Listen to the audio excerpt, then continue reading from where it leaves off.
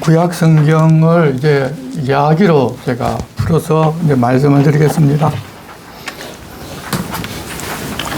하나님께서 우리들에게 하나님이 어떤 분이신지, 사람이 어떤 존재인지, 하나님을 사랑하고 사람을 어떻게 사랑하는 것인지 알려주기 위해서 성경을 기록해서 우리들에게 주셨습니다. 따라서 우리가 이 성경을 통해서 그러한 사실을 알고 그대로 살아가면 하나님의 사랑도 받고 사람의 사랑도 받고 살아갈 수 있습니다. 하지만 사람들은 그렇게 하나님을 알고 그 뜻을 알기보다는 자기 마음대로 살면서 하나님께서 나를 도와주고 내 뜻대로 이루어주기를 바라면서 지극정성으로 하나님을 섬기면 내가 원하는 대로 해줄 것이라고 다들 믿고 살아가는 경우가 굉장히 많습니다. 아마 교회 다니는 많은 분들도 아직까지 믿음이 그 수준에 머물러 있는 분들도 너무도 많습니다. 하나님 원하시고 바라시는 것이 무엇인지는 전혀 모르고 그냥 자기가 원하는 것을 얻기 위해서 자기 방식으로 하나님을 믿는다고 하면서 지극정성으로 살기 때문에 지금 세상에서 하나님을 믿는 것이나 다른 세상 종교를 믿는 것이나 전혀 구별이 되질 않습니다. 교회에서 열심히 하는 사람은 절에 갔다 나와도 똑같은 모습이라는 거죠. 그리스도인이라면서 교회 다니는 사람들이 세상 사람들이 인정은 고사하고 손가락질 받으면 욕을 먹는 이유가 거기에 있습니다. 자기들이 예수 믿는 사람들이 다른 게 없고 오히려 예수 믿는 사람들이 더한 경우도 더 많기 때문입니다. 교회 중직자가 되면 이제는 그런 지극정성에서 자기 중심적인 신앙에서 벗어나서 그리스도인이 어떤 존재이면서 어떻게 살아야 하는지를 아직 신앙이 성숙하지 못한 분들에게 본을 보여줘야 합니다. 그렇게 할 수 있는 것은 하나님 말씀을 배우고 공부해서 그 말씀대로 실천하며 살고자 할 때 하나님께서 그렇게 할 수 있도록 힘을 주셔서 우리는 그렇게 살아갈 수 있습니다. 그것도 내가 하는 게 아닙니다. 하나님이 그렇게 살아갈 수 있도록 힘 주십니다. 우리 기독교는 전부 하나님이 힘 주셔서 하는 것이지 내가 무엇을 하고 내가 어떻게 열심히 하고 내가 수고해서 하는 게 하나도 없습니다. 수고할 힘도 하나님이 주셔서 하는 겁니다. 그런데 보통 많은 분들이 내가 열심히 했는데 안 알아주고 내가 새벽기도 10년 동안 안 빠지고 나왔는데 내 이야기는 안 듣는다고 저도 교회에서 그런 이야기를 굉장히 하시는 분들을 봤어요. 그래서 결국은 새벽기도 열심히 나온 분들이 교회 시끄럽게 만들어요. 새벽기도 나오면 달라져야 될 거예요. 교회 조용하게 만들어야 될 뿐인데 오히려 시끄럽게 만드는 경우를 많이 봤습니다. 이제 중직자가 되면 그런 지극정성의 자기중심적인 신앙의 삶에서 벗어나 그리스도인이란 어떤 존재이고 어떻게 살아야 하는지를 반드시 알고 살아가야 할 것입니다. 그리스도인 삶은 그렇게 내 힘이 아니라 우리 주님 주시는 힘으로 사는 것임을 알고 이제 하나님이 어떤 분이신지 또 사람은 어떤 존재인지 그리고 어떻게 사는 것이 하나님을 사랑하고 또 사람을 사랑하는 것인지 이 말씀을 통해서 우리가 알아보려고 합니다. 구약성경 가장 첫 번째 책은 창세기입니다. 하나님께서 천지를 창조하시고 자기를 닮은 그런 인격체 사람을 만들어서 그 사람과 사귀면서 살기를 바라셨습니다.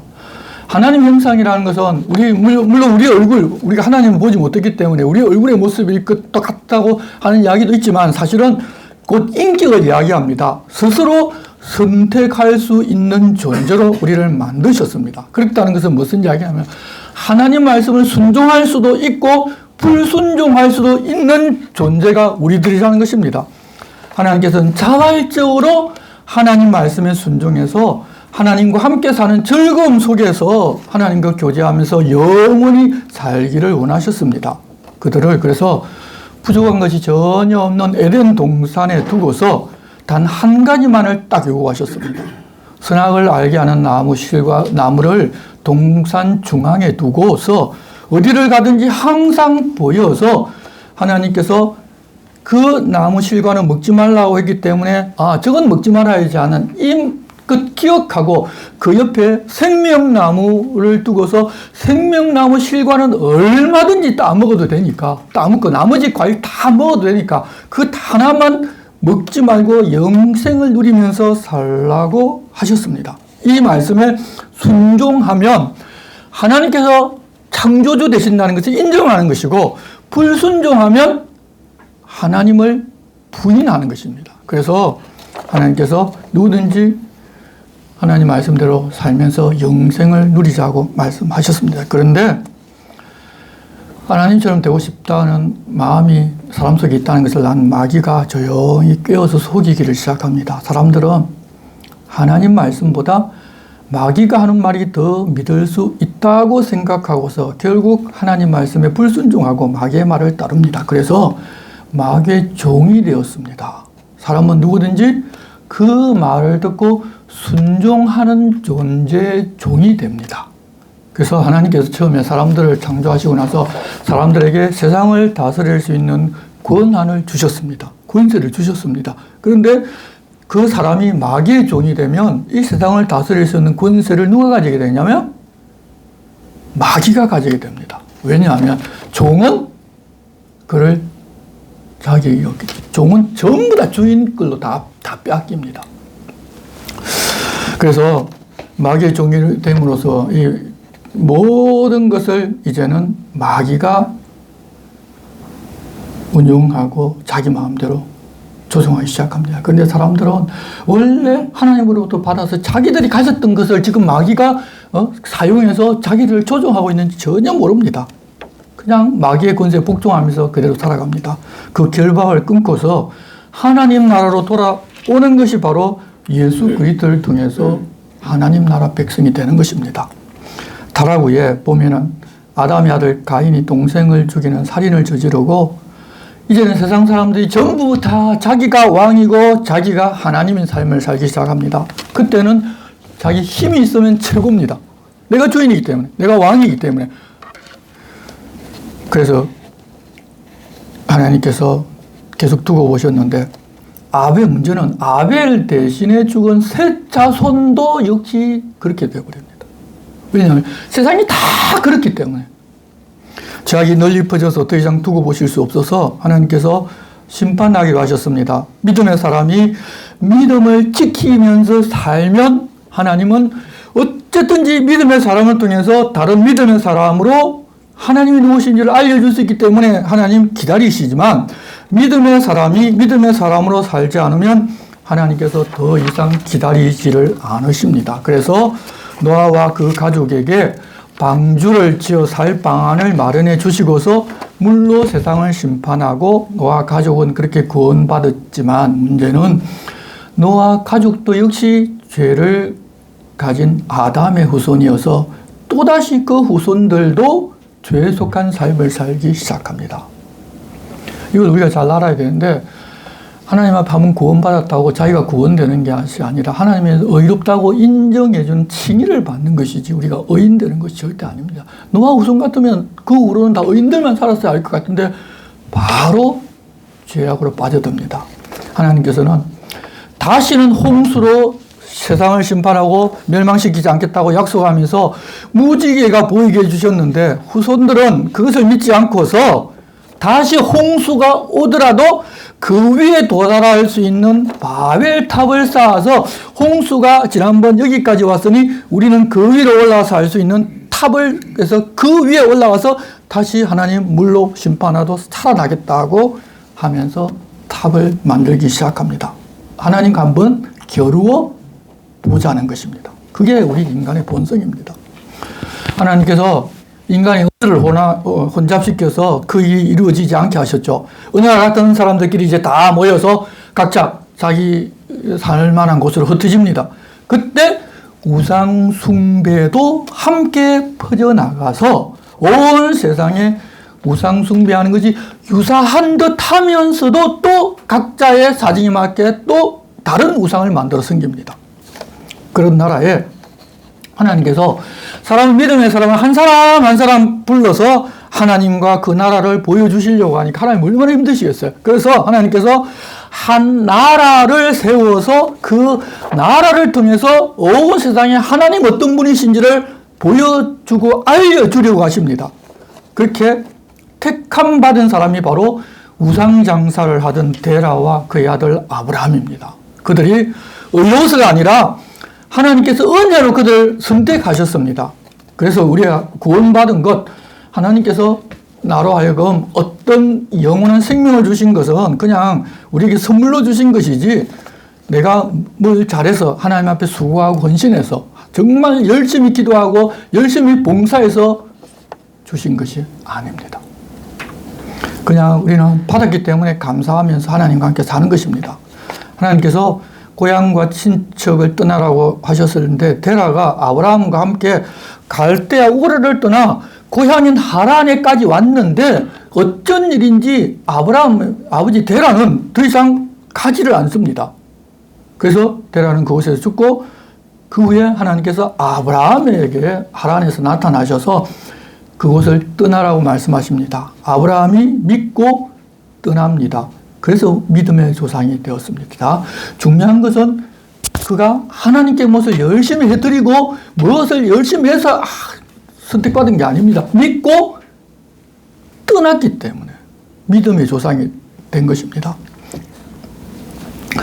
그래서 그가 팔레스타인 땅에서까지 왔는데 땅에서 행한 그 일들을 보면 믿음의 조상으로 삼기에 충분하다는 것을 우리도 볼 수 있습니다. 하지만 그렇다고 실수 안 하는 사람인가 하면 그게 아닙니다. 실수도 무려 2번이나 해서 아내를 여동생이라고 속이기도 하고, 또 하나님께서 약속해 주신 것을 성급하게 사람을 통해서 이루어 보려고 사라의 말을 듣고서 사라의 여종인 하갈을 아내로 맞아 이스마엘을 얻어서 가정 불화를 일으키는 원인을 만들게 됩니다. 지금 중동에 여러분 여러 가지 싸움이 끊이지 않는 불안의 원인이 다 그때 나온 것입니다. 그런데도 하나님께서는 한 번 아브라함을 택하셨기 때문에 아브라함을 버리지를 않으십니다.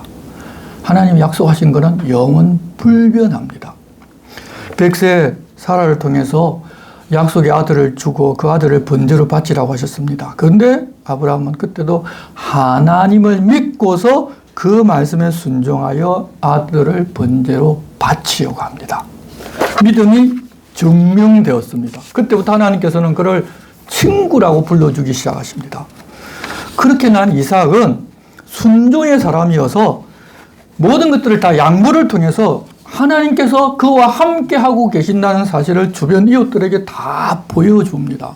그래서 이삭은 별로 할 나위 없습니다. 말씀하신 그대로 살았던 사람이기 때문입니다. 이제 이삭에게 쌍둥이가 났는데 하나님께서는 동생 야곱을 택하셨습니다. 아버지 이삭은 순종의 사람이었지만 둘째 야곱은 발 뒤꿈치를 움켜잡는 자기밖에 모르는 사람, 차라리 인간적인 면에서 보면 에서가 화통하고 지나간 거 다 잊어버리는 사람인데, 이 야곱이라는 사람은 끝까지 마음에 품고 그냥 살아가는 그런 사람이었어요. 그런데 중요한 것은 하나님의 택하심은 선악간에 있지 않는다는 사실을 우리에게 보여줍니다. 그냥 하나님은 은혜로 우리를 택해 주시는 거지, 그 사람이 사람 기준에 딱 보니까 이 사람이 좀 더 하나님 인정받을 만한 사람이라고 우리가 보기에는 딱 그럴 것 같은데 하나님의 선택은 그렇지 않다는 겁니다. 그런데 야곱의 삶을 보면 우리하고 똑같습니다. 그런데 하나님은 은혜로 택하셨기 때문에 그 은혜를 알고 우리는 살아가는 겁니다.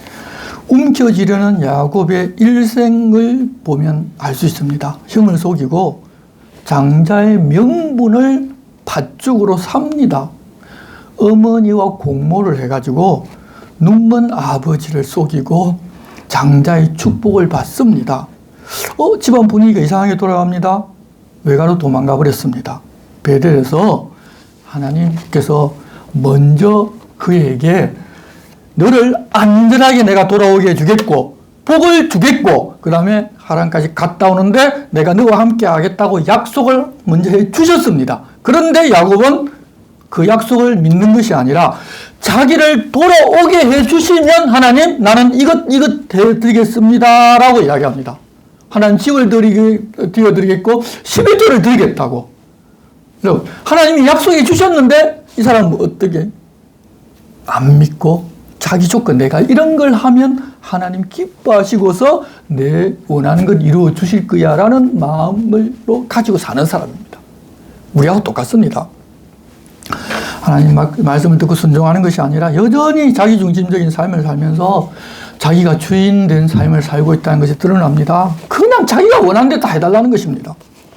라헬을 사랑해서 7년 동안 품삯을 받지 않고 일했는데 장인이 속여서 언니 레아와 먼저 결혼시켜버립니다. 비로소 알고서 7일 동안 잔치를 벌인 후에 7일 후에 다시 7년 동안 더 일해주기로 하고 결혼을 일주일 만에 또 한 번 더 합니다. 레아와 결혼합니다.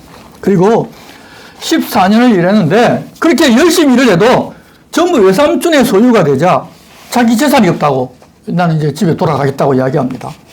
외삼촌 라반은 야곱 때문에 하나님께서 자기에게 복 주셨다는 사실을 알기 때문에 이제부터는 내가 품삯을 계산해 주겠다고 하고 야곱은 무늬가 없는 것을 다 따로 구별하고 무늬가 없는 양떼인데 그 중에서 얼룩진 것이 태어나면 그것만은 자기 소유로 하겠다고 합니다.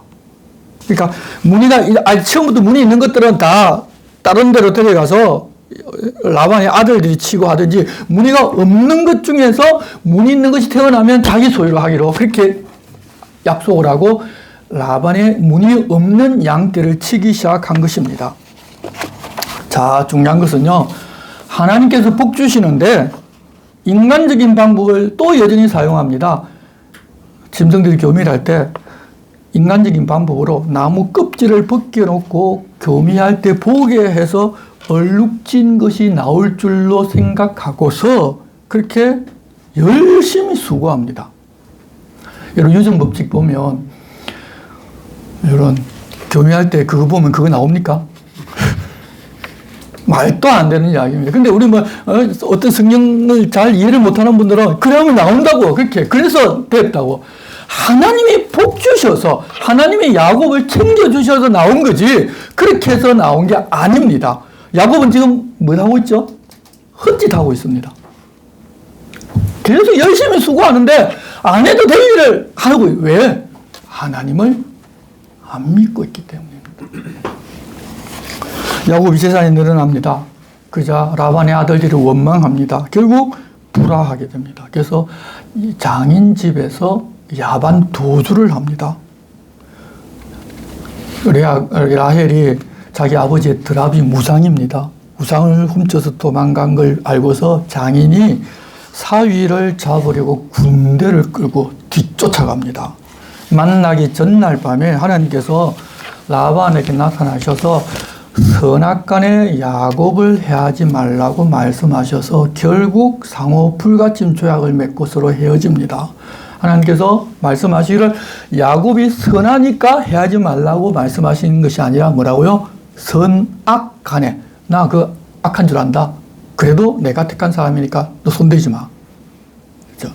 그러니까 야곱이 선택받은 것은 그 사람이 선에서 선택받은 게 아닙니다. 하나님이 그냥 은혜로 선택해 주신 것입니다. 형 에서가 자기를 잡으려고 죽이려고 오는 줄 알고 야복강에서 하나님 복 주지 않으면 녹지 않겠다고 하며 끝까지 하나님을 붙잡았더니 그의 이름을 이스라엘로 고쳐주십니다. 이스라엘은 그래서 하나님과 싸운 사람이라는 그런 의미도 있는데 그 근본 의미는 하나님을 붙잡고 끝까지 놓지 않은 사람이라는 의미가 있습니다. 우리가 영적으로 지금 이 시대를 사는 새 이스라엘이라는 건 뭐냐? 죽어도 하나님 안 놓겠다는 거예요. 그게 바로 우리 그리스도인들이네. 찬송을 하면서 이스라엘이라는 이야기가 나올 때마다 우리는 그런 의미를 새기면서 찬송해야 하는 것입니다. 그냥 좀 무의미하게 아니 예전에 있었던 이스라엘 나라 저 가나안 땅이 지금도 이스라엘이 있는데 우리가 왜 이스라엘이야? 의미가 안 맞는 거거든요. 그래서 우리가 그 근본 의미를 바르게 알고 찬송하면 찬송할 때마다 눈물 나옵니다. 그리고도 하나님을 못 믿어가지고 온갖 방법을 다 사용합니다. 형 에서가 가나안 땅이 너무 거칠고 험하기 때문에 지켜주겠다고 군사를 데리고 오자 자기를 치러 온 줄로 알고 자기 재산을 나누어서 먼저 보내고 돌아갈 때 함께 가자고 하는 것도 거절합니다. 왜 거절했을까 하면 가다가 갑자기 돌이켜서 자기를 죽일까봐. 그래서 세겜으로 혼자 갑니다. 그러다가 딸 디나가 세겜 추장의 아들에게 끌려가고 그 형제들이 세겜 남자들을 멸절시키는 일이 납니다. 뿐만 아니라 아버지 이삭에게로 돌아가지를 않습니다. 그 20년이 지났잖아요. 아버지 떠나서 도망왔으면 아직 아버지가 살아 계시면 어떻게 해야 될까요? 인사는 가야 안 될까요? 근데 야곱은 안 갑니다. 그런 낭패를 당하고서 다시 하나님을 찾아서 이제 베델로 올라가고 아버지가 돌아가신 다음에 형 에서와 함께 장사를 지나고 에서는 에돔 땅으로 올라갑니다. 자, 그리고 일단 정착을 했지만 형을 속여서 축복을 받고 장인과 불화해서 몰래 도망올 야곱은 자기가 했던 그대로 자식들에게 또 속임을 당합니다. 자기가 한 거 그대로 당합니다. 요셉을 팔고서 길에서 요셉 옷을 주었다고 하면서 옷에 피를 묻혀서 아버지에게로 가는데 여러분, 요셉이 안 죽었는데도 아버지는 요셉이 죽었다고 믿었지만 아들은 아무 말도 안 합니다. 거짓말 했습니까? 안 했습니까? 안 했습니다. 아버지한테 거짓말 했어요? 안 했어요? 안 했죠. 그렇지만 사실 이야기를 안 한 거죠. 그대로 다 자기가 되돌려 다 봤습니다. 자기가 했던 그대로 자식들에게 속이를 당합니다.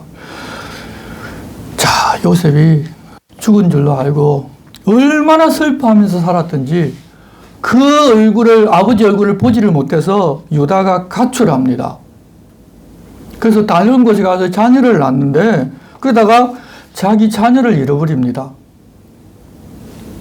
그러니까 자기 아버지가 어떤 마음이었던가를 비로소 깨닫고 집으로 돌아옵니다. 그랬는데 엎친 데 덮친 격으로 그때부터 가나안 땅 이집트 흉년이 시작이 되어버립니다. 이 일이 잘 풀리는 것 같지 않습니다. 이런 부분들을 보면 하나님께서 믿음의 사람 요셉을 이미 이집트로 보내어서 그 민족을 이집트로 보낼 준비를 다 하셨지만 야곱은 그 사실을 전혀 모르니까 요셉을 잃고 나서 다시 베냐민은 절대 잃지 않겠다고 하면서 끝까지 지고 있습니다. 그래서 처음에는 베냐민 보내지를 않습니다. 그렇지만 요셉이 동생 베냐민을 데려가지 않으면 두 번째 양식을 안 팔겠다고 합니다. 그러니까 형제들이 자기가 대신 짐을 지겠다고 해가서 결국은 요셉을 보내기로 하는데 그때 야곱의 심정은 뭐냐면 요셉을 베냐민을 안 보내도 굶어 죽고 어쨌든 죽을 수밖에 없으니까 내가 베냐민을 이러면 이러리도 하고 그냥 손을 딱 펴고 베냐민을 형들 따라서 이집트로 보냅니다. 자, 움켜쥐었던 손을 딱 놓는 그 순간에 문제가 해결되기 시작합니다. 이집트로 가서 요셉 만납니다. 말년에 하나님의 인도하심을 보고 그때부터 깨달아 살기 시작합니다. 147년을 살았는데 그때 움켜쥐었던 손을 놓을 때가 몇 살인가 하면 130세 때입니다. 130년 동안 하나님이 여전히 태에서부터 태정해서 그걸 지켜주고 보호하고 복주고 모든 일을 해오셨는데 130년 동안은 전혀 모릅니다. 그리고 움켜쥐고 정말 험악한 인생을 살다가 여생 17년만 겨우 하나님 안에서 평안을 누리고 삽니다. 하나님 다 챙겨주시는데도 움켜쥐고자 했지만 결국은 모든 걸 다 놓아버렸고 그때야 비로소 하나님 주시는 평안을 누리기 시작합니다. 우리도 마찬가지입니다. 하나님께서 일용할 양식을 필요한 만큼 샘솟듯이 주어서 날마다 은혜의 복을 누리는 사람들인데 자꾸 우리도 모아놓으려고 그러는 경우가 참 많이 있습니다. 모아서 안심하는 사람들이 아니라 하나님이 오늘의 양식, 내일의 양식 다 챙겨주실 줄을 믿고 하나님과 함께 걸어가는 사람들이 그리스도인이라는 것을 여러분 있어 안 돼요. 주기도문은 그렇게 일용할 양식을 주옵시고 기도해놓고 일용할 양식을 주시는 것은 내가 못 믿기 때문에 챙겨놔야지. 여러분, 우리가 믿는다고 하지만 믿음 없는 삶을 살 때가 너무나 많습니다. 그와 그의 우선 70명을 이집트로 보내서 한 나라 한 민족이 되고 한 국가를 세울 수 있도록 해주셨습니다. 그렇지만 세월이 흐르자 하나님을 다 잊어버리고 이집트 사람이 되어버렸습니다. 요셉을 모르는 다른 왕조가 세워져서 그들을 괴롭힙니다. 그때야 비로소 하나님 부르짖기 시작합니다. 만일 그런 괴로움이 그들에게 없었더라면 하나님께 부르짖지도 않았고 이집트에서 나갈 생각조차도 하지 않았을 것입니다.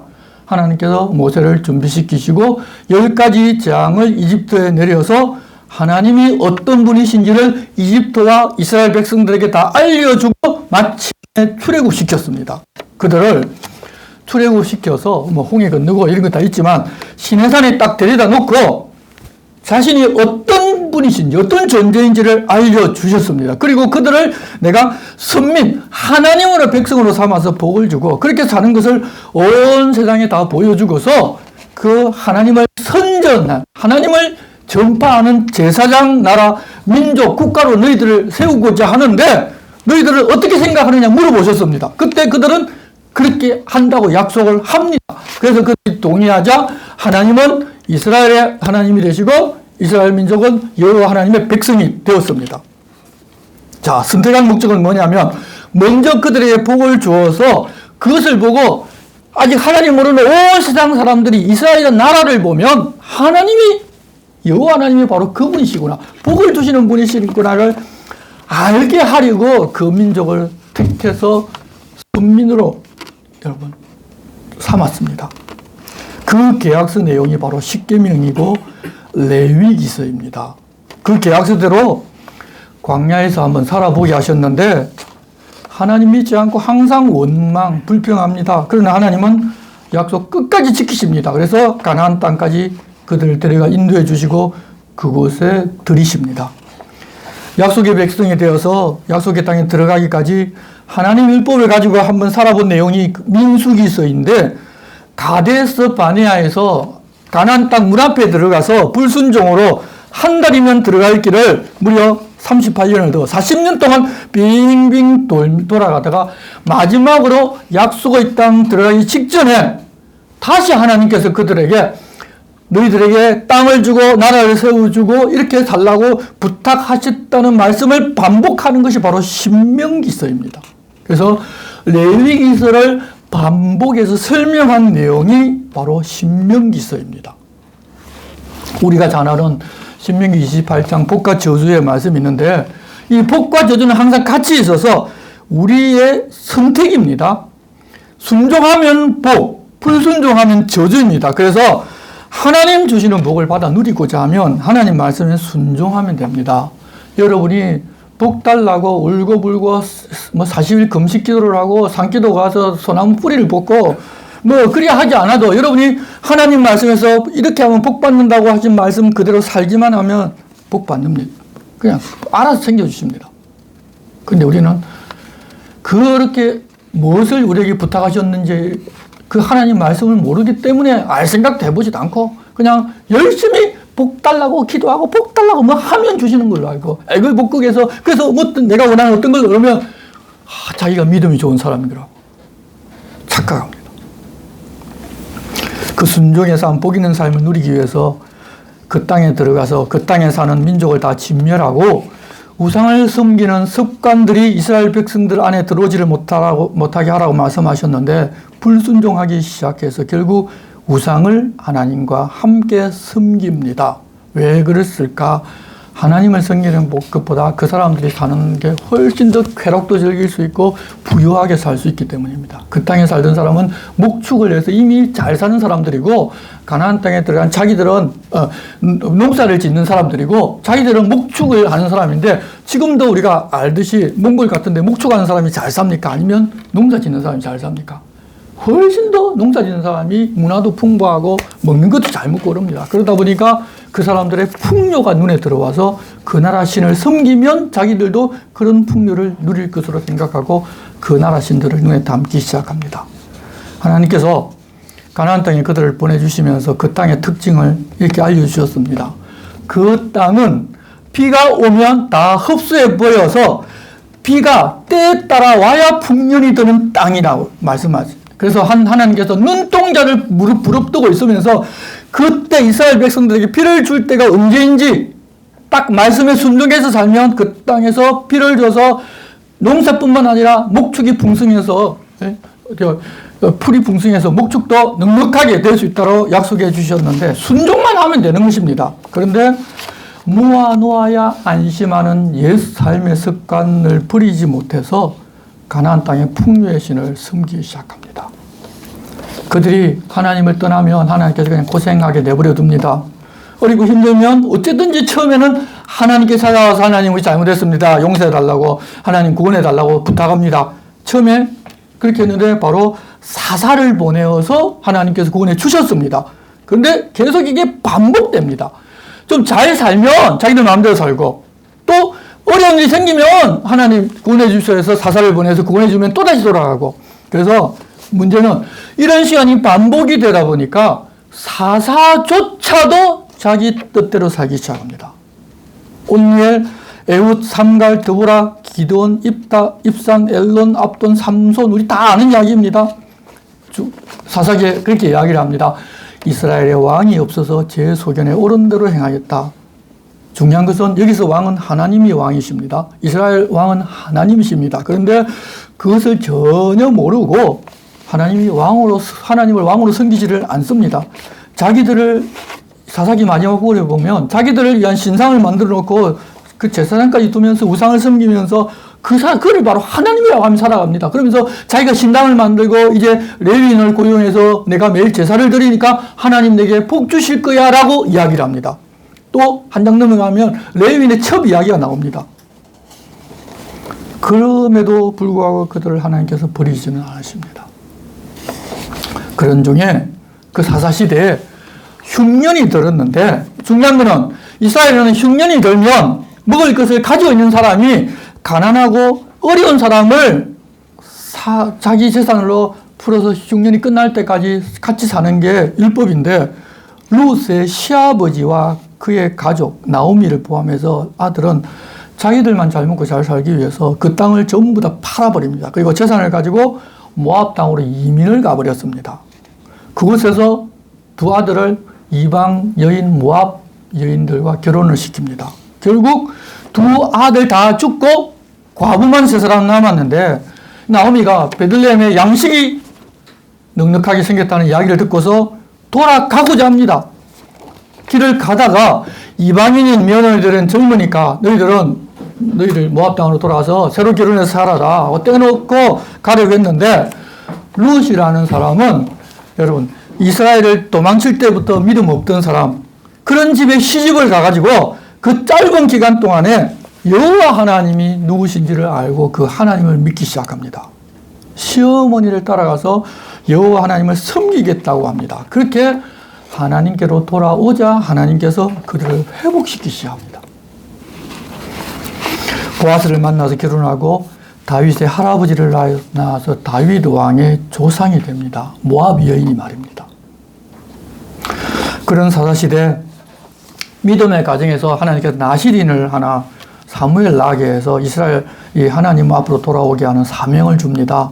자녀가 없는 한나가 서원해서 아들을 주시면 하나님 앞에 살겠다고 자기 스스로 서원합니다. 그랬는데 그 아들이 바로 사무엘이고 젖을 떼고서 바로 그를 성소에 보내서 살게 합니다. 그런데 그때 제사장이 엘리인데 영적으로 굉장히 어두운 사람이었습니다.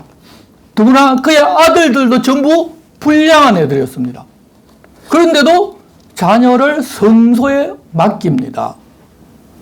여러분, 우리가 제사장이 그렇고 그 아들들이 그렇게 불량자라고 하면 내 아들을 거기서 교육을 바로 시킬 것이라고 생각하고 맡길 수 있겠습니까? 한나는 사람을 믿은 것이 아니라 누굴 믿었죠? 하나님을 믿었기 때문에 맡길 수 있었습니다.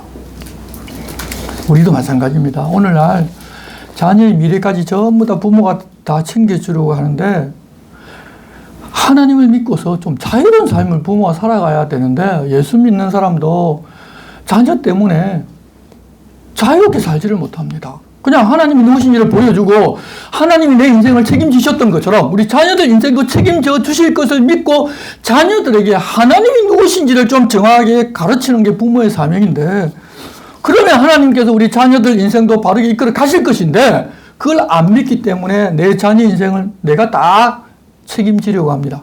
그러다 보니까 요즘 어떻습니까?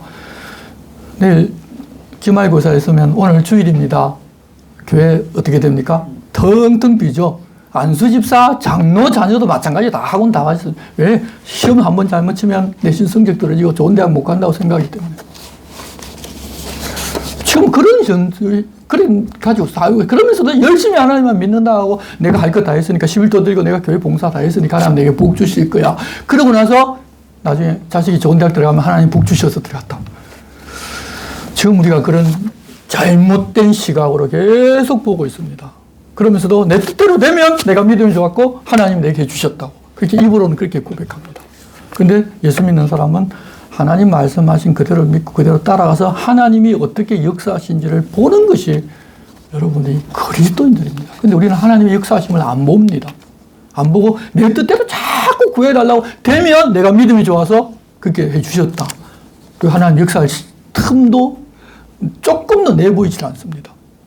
그게 오늘날 그리스도인의 모습입니다. 근데 왜 그런가? 성경을 안 보아서 그래요. 성경을 모르니까. 성경 속에서 무엇을 이야기하고 있는지를 모르고 오로지 뭐 했더니 복 주셨더라, 뭐 했더니 복 주셨더라. 그것만 보기 때문에. 그거는 완전 사이드입니다.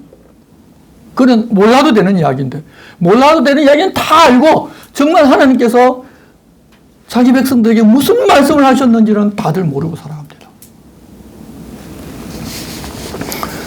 자, 그렇게 살면서 주변에 강대한 나라들, 큰 나라들 보니까 전부 다 왕이 있습니다. 여러분, 이 이스라엘 백성이 지금 어려운 이유는 뭐냐면 자기들이 불순종해서 어렵게 삽니다. 그런데 그 사실을 모르고 그들이 강대국이 되고 잘 사는 이유는 왕이 있기 때문이라고 착각하기 시작합니다. 왜? 말씀을 모르고 율법을 모르기 때문입니다. 그럴 때 사사가 된 사무엘의 아들들이 재판을 굽게 하는 일이 발생하자 사무엘을 찾아가서 우리들에게도 왕을 주십시오라고 요구합니다. 이스라엘 왕이신 하나님을 자기들 왕이 되지 못하게 하신 것이지만 하나님께서는 그들의 요구를 다 들어주어서 이스라엘 백성들 중에 그 당시에는 가장 뛰어난 사람 사울을 찾아서 왕으로 세워주셨습니다. 초대 왕이 됩니다. 그런데 사울이 왕이 되자 세상 나라의 왕처럼 자기 마음대로 제 소견에 옳은 대로 행하기 시작합니다. 여러분, 아무리 위대한 사람이 왕이 된다고 하더라도 이스라엘 백성 중에 가장 뛰어난 사람을 왕으로 세운다 하더라도 세상을 따르게 되면 그렇게 될 수밖에 없다는 사실을 하나님께서 먼저 보여주셨습니다. 하나님께서는 사울을 왕으로 삼은 것을 후회하고 15살 정도인 어린 다윗을 선택해서 사무엘이 왕으로 기름 붓게 하셨습니다. 하나님께서 사울과는 함께하지 않으셨습니다. 그런데 다윗을 보면 평소에 하나님을 자기 마음에 두고 살아갑니다. 자기를 죽이려는 사울 왕을 하나님께서 기름 부어서 그를 왕으로 삼으셨기 때문에 자기는 절대 죽여서는 안 된다고 하면서 두 번이나 살려주고 그의 옷을 뺀 그것으로도 마음을 아파합니다. 그래서 매사에 하나님을 마음에 두고 사니 하나님께서 그와 함께 하시면서 그를 위해서 일해 주십니다. 모든 것 다 하나님이 주셨습니다. 자기 중심적이 되면 사울처럼 버림받지만 자기의 마음을 하나님께 두고 사는 사람은 그런 복을 언제든지 받아 누릴 수 있습니다. 그런 마음으로 자기가 스스로 왕이 되는 것도 아니라 백성이 찾아와서 왕이 되어달라고 부탁할 때까지 기다립니다. 우리가 성령의 열매 인내라는 것도 있는데 이미 자기가 다 평정하고 사람들 마음이 다 돌아왔으면 이제쯤 내가 왕이 되겠다는 게 보통 우리들의 마음인데 다윗은 그들이 찾아와서 왕 삼을 때까지 가만히 기다립니다. 평안해집니다. 그러자 성전을 짓겠다는 마음을 가지게 되었는데 전쟁을 끝낸 지 얼마 되지 않은 다윗이 우리가 성전을 짓자고 하면 백성들이 어렵고 힘든 시간을 지난 지 얼마 되지 않았는데 백성들이 너무 힘든 건데 아니 강력한 새로 된 왕이 우리가 성전을 짓자고 하면 백성들 중에 여러분 듣지 않은 사람 있습니까? 없습니다. 그러다 보니 그러면 자원해서 성전을 짓지를 못합니다. 억지가 되고 강제가 됩니다. 그래서 하나님께서 승낙하지 않으십니다. 대신 하나님께서는 그 마음을 아시고 기뻐하시면서 하나님께서 다윗의 집을 지어주겠다고 말씀하십니다. 그러니까 하나님께서 성전도 짓고 하나님께서 우리 사람의 집도 지어주시는 것입니다. 그리고 뿐만 아니라 영원히 왕위에 있게 하겠다고 말씀하셨고, 그래서 메시아를 그 후손으로 주시겠다고 약속하셨습니다. 사울이 잘못했을 때는 그의 왕위를 빼앗아 버렸지만 그의 아들들에게는 절대로 그러지를 않겠다. 그의 아들을 통해서 성전을 짓겠다고 하나님이 약속해 주셨습니다. 그렇게 지어진 성전이 바로 솔로몬 성전입니다. 그의 아들 솔로몬, 처음에는 하나님과 뜻을 구하면서 살았습니다. 왜냐하면 자기가 거의 말지에서 가까운 아들인데 위로 형들이 쭉 많은데도 불구하고 하나님께서 자기를 왕으로 삼아주시고, 자기는 그동안에 사실 사람들과 자기 편으로 만들 시간도 없었습니다. 그러다 보니 의지할 분이 하나님 한 분밖에 계시지 않습니다. 하나님 의지하면서 지혜도 얻고 하나님께서 모든 걸 다 챙겨주십니다. 그런데 나라가 안정되고 나니까 점점 세상 방식으로 이방 나라들처럼 정략 결혼을 통해서 나라를 안정시키는 정책을 추진합니다. 그래서 이방 나라에서 이방 여인이 들어올 때 그 나라 신들을 전부 다 가지고 들어옵니다. 그래서 이 예루살렘이 세계 우상의 집합소가 되어버립니다. 그런데도 하나님은 약속해 주셨습니다. 그래서 왕위에서 쫓아내지를 않으십니다. 정작 자신은 하나님께로부터 지혜를 받고 복은혜를 입었지만 자녀들에게 하나님께서 어떤 분이신지를 제대로 교육시키지를 못합니다. 그래서 그의 아들 로보암 때 결국 이스라엘이 남북으로 나뉘어집니다. 이후에 여로보암으로부터 시작된 북이스라엘은 하나님을 계속 떠나 살았고, 그런 남유다는 다윗의 후손을 왕으로 이어지면서 그들 중에 좀 악한 왕들도 나왔지만 그래도 다윗처럼 하나님을 마음에 두고 사는 왕도 나왔습니다.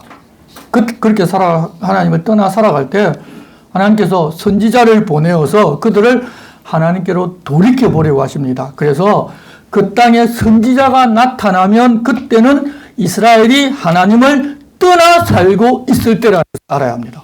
그리고 능력의 선지자가 나타나면 그때는 이스라엘 백성들이 더 악하게 하나님께 근역하고 반역하고 살 때라는 사실을 알아야 합니다. 그래서 우리가 잘 아는 선지자 엘리야 어느 때인가 아합 왕 때입니다. 그만치 아합이 악하게 살았습니다. 이사야 선지자, 눈물의 선지자 예레미야 등을 보내서 하나님께서 자기에게로 돌이켜보라고 했지만 안 돌아섭니다. 선지서를 보면 이사야서, 예레미야서, 에가, 에스겔, 다니엘, 요엘, 아모스, 오바댜, 요나, 미가, 나움, 하박국, 스바냐, 학개, 스가랴, 말라기 쓰던 같은 선지서가 있습니다. 자, 그 선지자들이 와서 공통적으로 촉구한 것이 있습니다. 종교심을 가지고 제사만 드리면 끝난 것 아니다. 그때 성전이 있었기 때문에 제사 드렸습니다. 하나님 말씀대로 살아야 한다는 것을 강조합니다. 헌금 드리고 예배 참석하면 다 한 것이 아니라 내 삶이 하나님 말씀을 따라 살고 있는가를 늘 점검해야 합니다. 그렇게 이스라엘 백성들이 하나님께로 돌아서지를 않으니까 하나님께 요나 선지자를 북쪽 아수르의 수도 니느웨로 한번 보내가지고 거기 가서 하나님 말씀을 전해보라고 합니다. 그랬더니 요나가 그 사람들은 자기들 적이고 지금도 자기들을 괴롭히고 있는 자들이라고 하면서 하나님 가라는 방향과는 정반대쪽인 스페인 다시스로 도망을 가버립니다. 요나, 여러분, 어떤 사람입니까? 선지자로 택함받은 사람입니다. 선지자가 하나님 말씀에 순종하는 것이 아니라 정반대의 길로 갑니다.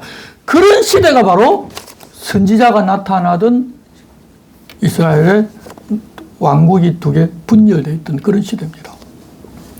우리가 잘 아는 대로 바다의 풍랑이 일게 해서 요나를 빠뜨리고 큰 물고기가 삼키게 하자 요나가 하나님 시키신 대로 하겠다고 합니다. 선지자도 제 소견에 옳은 대로 다 합니다. 요나가 사흘 길을 돌아야 겨우 돌 수 있는 니느웨로 가서 반나절을 돌면서 하나님께서 41대 이성을 심판하실 것이니 회개하라고 하자 어린아이부터 짐승까지 전부 다 금식하고 회개합니다. 뭘 봐야 되냐면 이방인은 겨우 반나절, 요나 같은 선지자, 불순종하는 선지자 되돌려서 한 번에서 반나절 동안 전했는데 회개하고 금식하는데 하나님의 백성들은 그동안 선지자를 수없이 보냈는데도 하나님의 백성들은 말 듣습니까? 안 듣습니까? 안 듣습니다. 여러분, 내 자식이 그런다고 있으면 어떻겠습니까, 여러분이? 그렇게 회개하고 돌아서니까 하나님 심판 내리지를 않습니다. 그랬더니 요나가 뭐라 하는지 아시죠? 하나님 보십시오. 내가 여기 오지 않고 이럴 줄 알고 내가 안 온 것 아닙니까? 하나님 이것이 심판하신다고 말씀하신 그 말씀을 내가 그대로 전했는데 그 말이 거짓말이 되어버리지 않았습니까? 이제 내가 거짓말쟁이 됐습니다. 하나님 심판한다고 하셨으니까 말씀하신 대로 그대로 하십시오. 내가 언덕에 올라가서 하나님 말씀하신 그대로 하는 것 안 하는 것 지켜보겠다고 합니다. 그래서 거기 올라가서 앉았는데 하나님께서 박능쿨로 시원하게 했다가 그 능쿨이 사라지게 하자 원망해서 죽겠다고 원망하는 요나에게 너는 하룻밤 있다가 사라지는 박능쿨도 그렇게 아꼈는데 아무리 이방인이라고 하더라도 회개하고 돌아서는데 그 많은 사람과 짐승을 어떻게 죽이느냐고 하자 요나가 더 이상 말을 못합니다. 그러고서 요나서가 딱 끝이 납니다.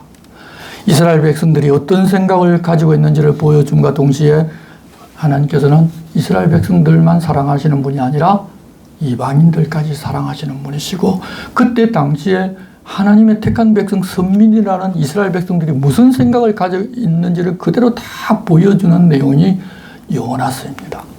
우리는 그냥 자꾸 성경 내가 무엇하면 복 받을 수 있을까 그것만 자꾸 보는데 그 안에 흐르는 하나님의 마음과 하나님이 자기 백성에게 무엇을 원하고 계신지를 여러분 볼 수 있어야 합니다. 장로 계시면 솔직히 그런 것까지 좀 볼 수 있으셔야 됩니다. 아모스라는 사람은 남유다 사람인데 하나님께서 북이스라엘로 보내십니다. 왜냐하면 북이스라엘 출신들인 선지자가 자기 나라에 자꾸 이야기를 하니까 아무도 안 듣습니다. 그래서 혹시나 남쪽 사람을 북쪽으로 보내면 북쪽에 우리 북한 사람들이 자꾸 이래서 안 된다고 이야기하니까 남한에서 혹시 올라가면 들을까봐 그래서 아모스를 북쪽으로 보내보셨습니다. 처음에는 주변에 있는 여러 나라를 쳐서 아모스가 막 심판하겠다고 하는 가만 안 계신다고 막 하니까 그때 어떻게 했어요? 아멘 할렐루야 할렐루야 하고 이 나라 자기 괴롭히는 나라를 다 심판하신다고 하니까 그러다가 그 밑에 있는 유다까지 심판한다고 하니까 얼마나 신났겠습니까?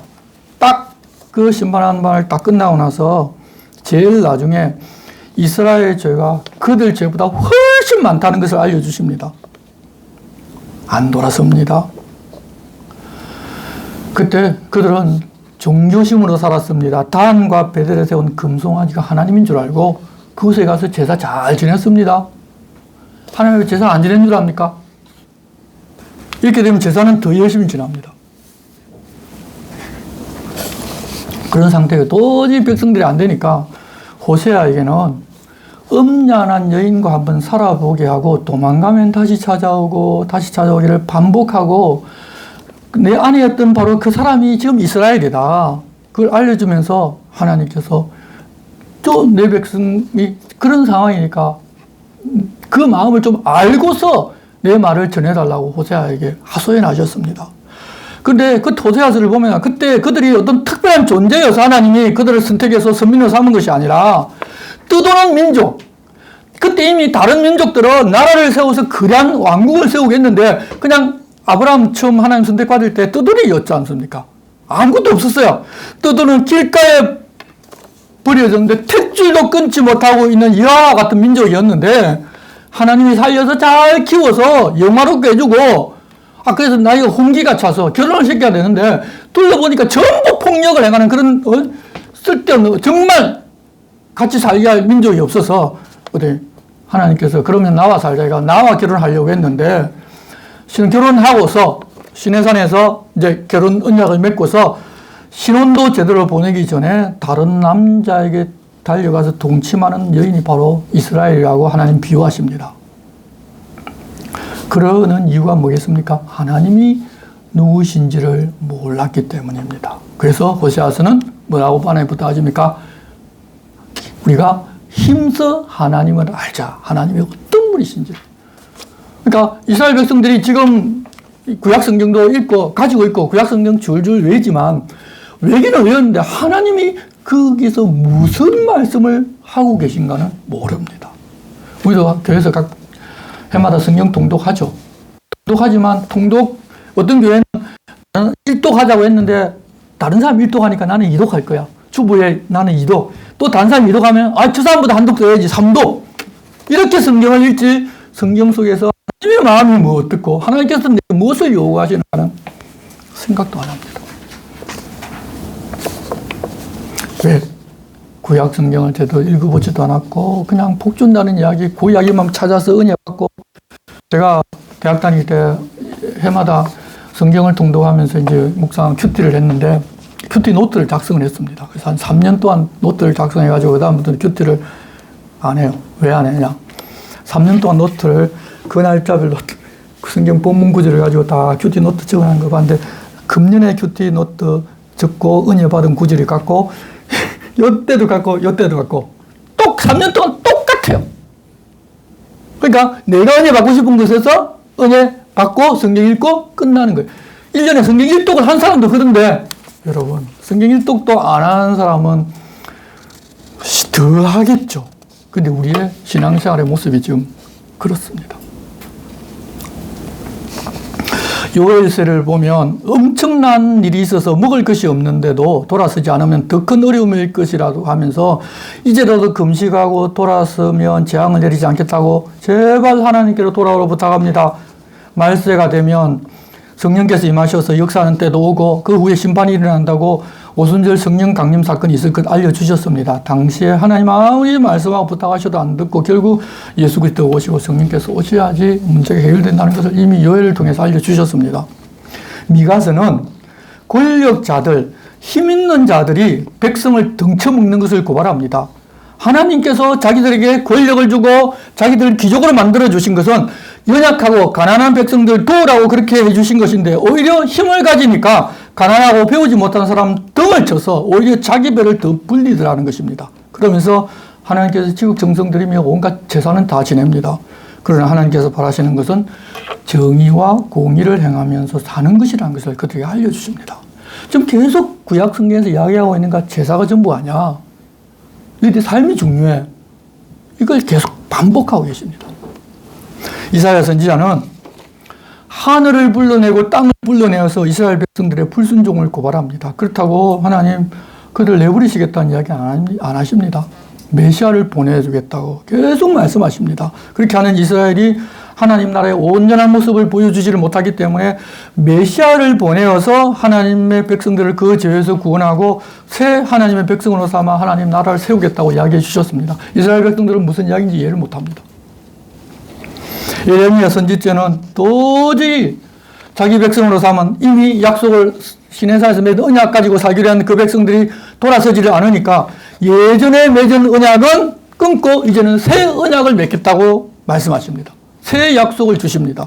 예레미야서 31장 31절 이후의 내용이 그것입니다. 우리는 그냥 33장 3절 그것만 외우는데 중요한 것은 31장 내용입니다. 출애굽할 때 시내산에서 돌판에 새겨준 십계명과 자기들 스스로 지키겠다고 약속한 율법을 지키지 않으니 이제는 새로운 약속을 하겠다. 그 약속은 이전의 약속과는 전혀 다르게 마음판에 새겨주겠다. 그리고 이전의 약속은 하나님께서 자기 백성 이스라엘과 결혼을 하는 계약이어서 그들이 남편된 자신을 버리고 도망을 가서 계약이 꺼졌다. 부부는 달랐으면 끝 아닙니까? 그런데 이제는 어떻게 새롭게 맺는 언약은 부모 자녀가 되는 언약을 맺고 하나님이 되고 하나님의 백성이 영원히 되는 언약을 맺겠다고 약속해 주셨습니다. 부모 자녀 간에는 영원히 변치 않으니까 그렇게 자녀 삼아 복을 주고 지켜주겠다고 약속하셨습니다. 그 언약의 수혜자가 바로 신약시대 그리스도인들 우리들입니다. 우리는 그래서 돌판에 새겨진 언약을 갖고 있는 것이 아니라 마음판에 새겨진 언약을 가지고 있습니다. 성령님께서 우리와 함께 하시면서 우리를 늘 하나님께로 인도해 가시고 하나님 말씀 가운데 살자고 그렇게 인도해 가십니다. 하지만 우리는 하나님 좀 가만 계시고요. 내가 내 뜻대로 하고 나이 들고 아무 힘 없을 때 그때 하나님 쫓아갈게요. 종종 그렇게 합니다. 그리고 성령께서 이 성경책을 온 세상 언어로 번역해서 우리 손에 딱 쥐어지고 언제든지 읽고 하나님께서 어떤 분이신지, 하나님의 뜻이 무엇인지, 하나님을 어떻게 섬기는 게 바르게 섬기는 것인지, 하나님의 마음은 어떤 것인지를 알려주십니다. 성령께서 하시는 일 중에 최고의 일이 불로 해가지고 우리한테 막 뒹굴고 하시는 것이 아니라 성경을 기록해 놓으시고 그 성경을 읽어서 깨닫고 그 말씀대로 살게 하시는 이 성령께서 우리들 위해 해주시는 최고의 일입니다. 성경은 성령의 감동하심으로 기록이 됐다고 분명히 우리는 알고 있습니다. 히브리서에서 그렇게 말씀하셨으니까. 그런데 그 성령님께서 감동시켜서 그 성경을 이해하고 그 성경 말씀대로 우리가 살게 하시는 그 성령님은 다들 생각 안 합니다. 그래서 우리 개혁교회는 처음부터 마지막까지 모든 것이 다 하나님 말씀입니다. 그런 새 약속을 주셨다는 것은 옛 언약을 맺은 이스라엘과 유다가 돌아서지 않을 것 다 아시기 때문입니다. 그래서 어떻게 됩니까? 북이스라엘은 아수르에 망하고 남유다도 결국 바벨론에 망하고 아주 소수의 사람들 약 4,000명 정도만 살아남아서 바벨론의 포로로 잡혀갑니다. 그런데 그렇게 하시는 하나님이 하박국 선지자가 보니까 도무지 이해가 안 됩니다. 왜냐? 바벨론은 처음을 섬겼고 처음부터 악한 나라였습니다. 그런데 유다는 그래도 일부 하나님을 바르게 섬기는 사람도 있고 자기들도 하나님을 바르게 섬겨오고 생각하고 있습니다. 그래서 항변합니다. 아니 하나님, 믿음으로 사는 사람들이 그렇게 악한 바벨론에 의해서 죽고 그 바벨론이 우리 믿음의 하나님의 나라를 정복하는 것이 정의입니까? 공의입니까? 라고 따집니다. 이 말이 진리라고 주장하면서 성루에 올라가서 하나님 내가 지켜볼 테니까 내 말이 옳으니까 내 말대로 저 바벨론 물러가게 하실 거죠? 라고 하면서 지켜보겠다고 합니다. 그런데 그때 하나님께서 하박국 선지자에게 말씀하십니다.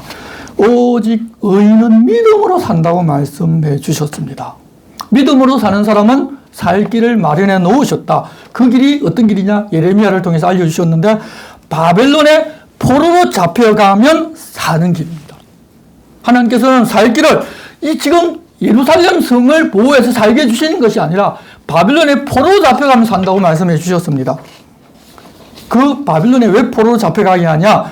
바벨론 그 나라가 위대하고 그 신이 위대해서 자기들을 정복하고 온 세상을 정복한 것을 보였는데 막상 그곳에 가서 보니 바벨론 왕을 패하기도 하고 왕을 세우는 분이 바로 자기들이 섬기던 여호와 하나님이라는 사실을 배우게 하시기 위해서 이방인이 섬기는 신이나 우상은 아무것도 아니고 자기들이 섬기는 가나안 땅에 겨우 조그만 자기들 나라도 큰 나라도 만들어주지를 못하는 바로 그 여호와 하나님이 온 세상을 다스리시는 분이라는 것을 배워오게 하려고 바벨론을 사용하셨습니다.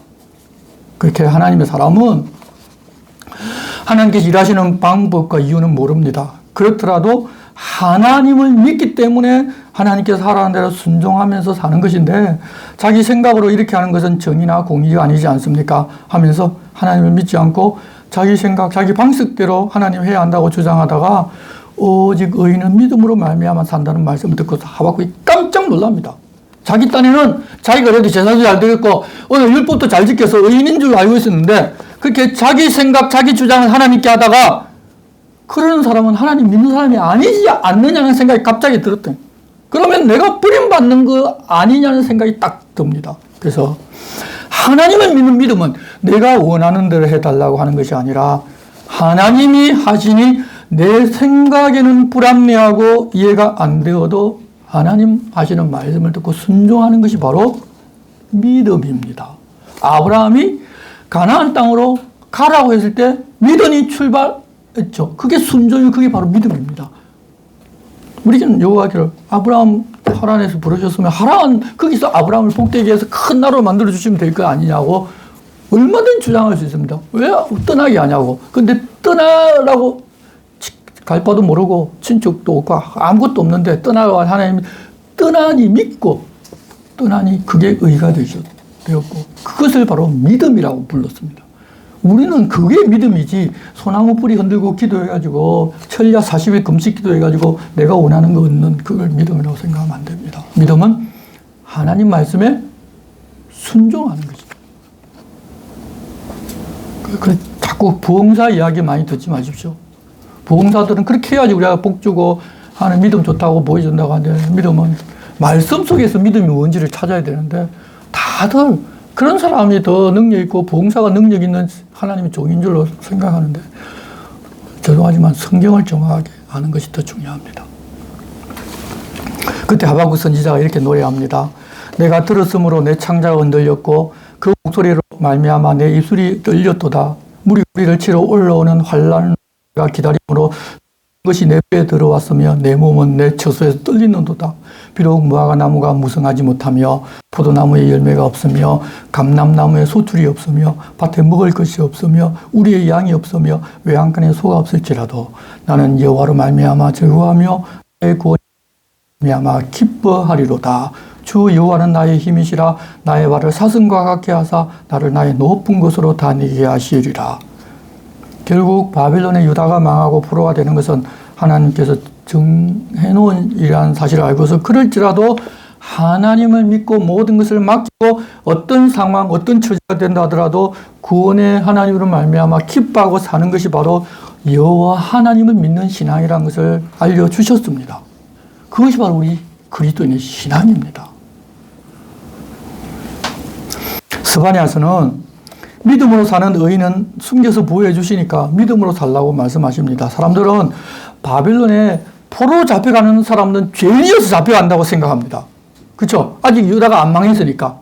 그런데 하나님께서는 바빌론을 숨겨주시는 땅으로 딱 정하셨습니다. 왜냐? 바빌론이 지금 그 당시에 온 세상을 다 정복하러 군대를 보내는데 가장 안전한 곳이 어디입니까? 바빌론 본토 그곳입니다. 그곳엔 전쟁이 없습니다. 그래서 하나님 그것을 숨겨주려고 그것을 보내주시는데 믿음의 눈으로 안 보니까 예루살렘이 아직 망하지 않고 있으니까 포로로 잡혀가는 사람은 죄를 지었거나 불행하고 운이 없는 사람이 되는 거고, 예루살렘에 여기 남아있는 사람은 곧 죽을 사람들인데 자기들이 의인인 줄로 생각합니다. 우리도 그런 생각 종종 합니다. 하나님 뜻을 모르면. 그래서 남들 스스로 나와 다르다고 평가하고 내가 더 의인이니 그런 자랑하고. 하나님께서는 그런 교육을 받을 기간을 70년으로 정하셨습니다. 제2차 포로로 다니엘과 세 친구들이 잡혀갔는데 그들은 바빌론 땅에서도 하나님 말씀을 따라 살기를 원했습니다. 그래서 위기에 빠집니다. 그런데도 하나님께서는 그런 위기를 다 극복하고 오히려 바빌론 땅에서 하나님의 사람이 그렇다. 그 다니엘이 믿는 하나님이 진짜 하나님이라는 것을 인정받게 해주십니다. 그런데 당시에 다니엘이 바라는 것이 있었습니다. 뭐냐면 자기들이 바빌론 포로에서 해방되고 무슨 이유인지 모르지만 하나님께서 바빌론의 포로로 잡혀왔는데 이제 포로에서 해방이 되어서 돌아가면 하나님 나라를 이룰 것이라고 믿고 있었습니다. 그런데 하나님께서는 지금 있는 이스라엘이 하나님의 나라가 아니다. 이 땅에 속하지 않는 어떤 왕이 오셔서 나라를 세우고 세상 나라를 다 쳐부수고 하나님 나라를 이룬다고 알려주셨습니다. 느부갓네살 왕이 꾼 꿈에 그것을 보여주셨습니다. 그래서 다니엘 너무 혼란스럽습니다. 자기들 민족, 자기가 지금까지 알고 기대한 것과는 전혀 다르기 때문입니다. 그래서 하나님께 계속 반복해서 묻습니다. 그랬더니 하나님께서 예수 그리스도가 오시기까지 이 세상에서 어떤 역사가 있는지를 알려주셨습니다. 다니엘 후반부에 있는 계시가 바로 그런 내용입니다. 그래서 그때 예수님이 직접 오시기 전에 북쪽 나라와 남방 왕 계속 전쟁을 하고 하는 이야기 쭉 나오는데 그게 알렉산더 사후에 있을 일들입니다. 이제 다니엘서의 전체적인 내용을 오늘은 너무 잠깐 설명하지만 알고 그 읽으면 너무 재밌고 그 내용이 무슨 말씀인지 세계 역사를 비교 딱 펴서 보면 이해가 되는데 우리들은 잘 공부를 안 하니까 모릅니다. 에스겔은 제2차 포로로 바벨론에 잡혀갔는데 포로로 잡혀간 사람들이 뭐라고 생각하냐면 자기들은 아무 잘못 없다. 자기들은 의롭게 하나님을 잘 섬기고 있었는데 하나님이 뭐 계산을 잘못해가지고 자기들을 바벨론에 포로로 잡혀가게 했다. 하나님 왜 그러시는지 모르겠다. 장로들이 젊은 에스겔에게 찾아와서 따집니다. 이제 에스겔이 나이가 30살 될 때 선지자로 불렀는데 장로들 50, 60 되는 분들이 와서 그동안에 성경도 얼마나 많이 배웠겠습니까? 아유, 그거 가지고 성경 들이대면서 따지고 하면 에스겔이 젊은 사람이 답을 못 합니다. 그래서 하나님께서 어린 에스겔에게 답을 하지 못할까봐 순간적으로 머리채를 잡고 예루살렘을 싹 데려와서 예루살렘 성전에서 그 당시에 우상 숭배하던 모습을 전부 다 보여주십니다. 성전에다 우상을 세워놓고 절을 하고 바벨론의 신이 담무스를 위하여 통곡하고 태양신을 섬기고 있고 그런 모습을 보여줘. 아니 내 성전에서 이러고 있는데 내가 어떻게 그 예루살렘 성전에 계속 있을 수가 있느냐, 그걸 알려주십니다. 그래서 결국 하나님께서는 바벨론 땅이 있는 북쪽으로 옮겨가시는 것들을 환상으로 보여주십니다. 자, 그런다고 이스라엘 백성을 하나님 다 버리시는 것이 아닙니다. 37장 우리가 다 아는 대로 마른 뼈 환상을 보여주시면서 하나님께서 다시 살리신다는 것을 알게 하고 소망을 잃지 말라고 합니다. 회복시켜주는 것도 그 이스라엘 백성들이 바빌론에 가서 많이 깨닫고 그때부터 하나님 우리가 잘 섬기겠습니다 결단했기 때문에 하나님이 그들을 돌아가게 한 것이 아니라 70년 약속하신 70년이 찾아 하나님이 그들 아무튼 준비가 안 됐는데도 불구하고 고레스 왕이 칙령을 내려서 돌아가게 만들어줍니다. 그러니까 전부 하나님의 은혜로 다 이루어준다는 사실을 우리가 계속 보아야 하는데 이스라엘 역사, 성경은 그걸 말씀하시고 계시는데 우리는 계속 내가 무엇을 하고 내가 무엇을 하면 복 주실 거야 라고 착각을 많이 합니다. 그리고 바벨론과 페르시아에서 다니엘과 그의 친구 등등 믿음으로 사는 사람들이 바벨론에서 인정을 받고 이어 페르시아에서도 인정을 받아서 유다 포로를 예루살렘으로 돌아가게 고레스 왕의 칙령이 내려지게 합니다. 전적으로 하나님의 은혜입니다. 그렇게 포로 생활을 하는 동안에 과거 자기들이 하나님께 순종해서 복을 누렸던 다윗 왕의 시대에 지혜로운 왕이 있던 시대에 그때 어떤 문서들이 있었는지 조사해보고 시편을 포함해서 지혜 문서를 편집을 합니다. 그때. 그래서 욥기, 자기들에게 큰 은혜가 되는 말씀입니다. 욥이 아무런 잘못이 없는데 마귀가 인간에게 빼앗은 그 세상의 권세를 가지고 다스리면서 이렇게 사는 사람을 괴롭힙니다. 하나님 앞에 살지 못하게 합니다. 그러나 끝까지 하나님을 믿고 의지하면 하나님께서 반드시 회복시켜 주십니다. 바빌론 포로 생활 그렇게 살고 있더라도 끝까지 하나님을 믿고 의지하면 하나님께서 어떻게 해주신다고 회복시켜 주실 거야라는 그 소망이 생기는 내용이 바로 욥기서입니다. 그래서 아마 바빌론 포로에 가 있을 때 그 욥기가 굉장히 사람들에게 힘도 주고 일찍었던 것 같습니다. 그런데 문제는 그렇게 욥도 의롭게 산 것 같았는데 나중에 보면 자기가 너무 어렵다고 생각하기 때문에 하나님 뭐 잘못한 것 아닙니까? 라고 이야기를 합니다. 근데 하나님께서 그것을 책망하십니다. 그리고 나서 욥이 바로 깨달아 알 수 있게 해줍니다. 그러니까 우리가 믿고 살면서 하나님을 잘못 이해하기도 하고 오해하기도 하는데 우리가 성령으로 인도하심을 받아 하나님 뜻에 따라 살고자 하면 정말 바른 마음으로 내 뜻 구하고 내 욕심 구하고 내 원하는 대로 해달라는 것이 아니라 하나님 뜻이 무엇입니까? 하나님 내게 맡기신 사명이 무엇입니까를 계속 물으면서 살아가면 처음에는 그렇게 몰랐다 하더라도 하나님께 그것조차도 깨닫게 해주십니다. 그 성령께서 지금 계속 그렇게 일하고 계십니다. 히스기야 왕 때도 시편이나 지혜 문서를 편집했지만 이 포로 시대와 귀환 시대의 그 문서들이 정형화된 것으로 알려져 있습니다. 자, 그래서 페르시아 고레스 왕이 칙령이 내려서 귀환을 하고 성전을 짓자고 합니다. 그런데 주변에 방해가 생깁니다. 찬스. 무슨 찬스입니까? 우리 집도 잘 안 지었는데, 우리 집도 다들 없는데 성전 짓는 것은 하나님 뜻이 아닌가 보다라고 하면서 자기들 집을 짓게 바쁩니다. 하나님께서 학기 선지자, 스가랴 선지자를 보내서 지금 성전 짓는 건 하나님 기뻐하신다고 격려하면서 결국 스룹바벨 성전을 짓게 하십니다. 하나님 고레스 왕이 칙령을 내려서 그 성전에 있는 물건, 그 다음에 많은 돈을 왜 가져오게 하셨습니까? 성전 지으라고 보내신 것입니다. 근데 방해하자 딱 그 자리에서 하나님 뜻이 아닌가 보다. 이제 우리 집을 지어야 될 때인가 보다. 왜? 자기 집 짓는 것이 더 빠르게 우리는 다들 그렇게 생각하니까. 그래서 손 놓았는데 선지자를 통해서 성전 짓는 것은 너희들 힘으로 가난하고 어렵고 돈 없다고 못하는 것이 아니라 성령께서 하시니까 너희들 빨리 나가서 나무를 잘라다가 성전 짓는 걸 시작을 해봐라. 그러면 성령께서 짓게 하신다. 과연 말씀대로 나가서 나무를 잘라와서 성전 짓기 시작하니까 일이 그냥 술술 풀려서 성전을 짓습니다. 돈이나 능력으로 하는 것이 아니라 하나님 영으로 하십니다. 순종해서 짓고자 하면 되는데 자기 것을 다들 챙기기 바빴습니다. 안 하고 싶은데 방해하니까 하나님 뜻이죠. 그래서 딱 중단해 버립니다. 그렇게 하나님께로 돌아갈 수 있게 해주셨는데 문제는 바벨론에 70년을 살다 보니까 그리고 또 시간이 더 지나려고 80년, 90년 되면 어떻게 합니까? 이미 정착을 했기 때문에 돌아가지 않은 많은 사람들이 있었습니다. 폐허가 된 예루살렘으로 돌아가면 고생만 하죠. 좀 약은 사람 안 돌아갑니다. 먼저 가서 고생하고 다 성을 건설하고 다 해놔라. 그러면 그때 좀 돌아갈게. 그때 어떤 사건이 일어나면 페르시아에서 에스더 사건이 일어납니다. 돌아가야 할 때 돌아가지를 않으면 그런 일이 있습니다.